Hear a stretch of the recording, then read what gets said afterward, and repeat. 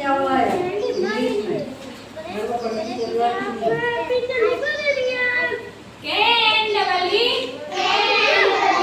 मी यानी घुटना,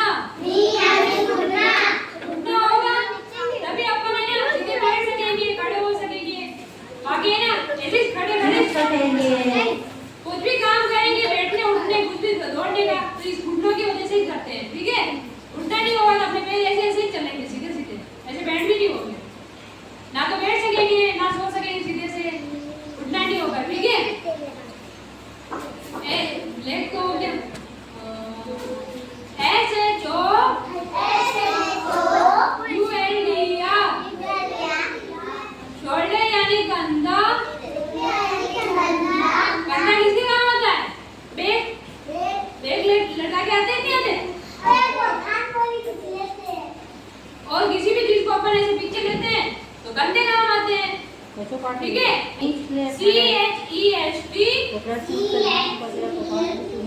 चेस्ट यानी छाती,